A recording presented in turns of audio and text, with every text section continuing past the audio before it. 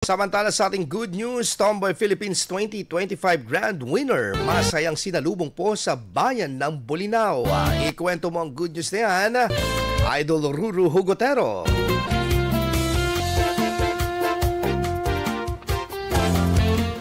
Masiglang tinanggap ng mga residente ng Bolinao si Tony Bukat, Tomboy Philippines 2025 Grand Winner sa kanyang homecoming parade kahapon, Nobyembre 17. Nagtipo ng mga taga-bayan sa magkabilang panig ng kalsada, bitbit ang mga banner, lobo at tarpaulin bilang pagpapakita ng suporta sa kauna-unahang residente sa bayan na nagwagi sa pambansang pageant.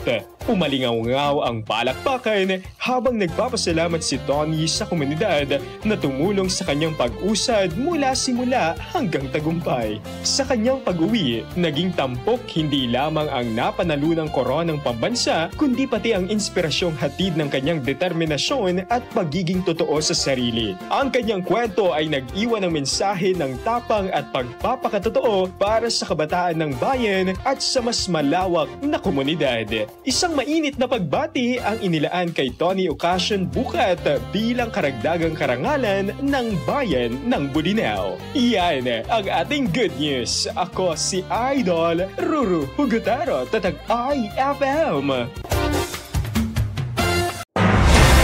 IFM News. IFM News. IFM News.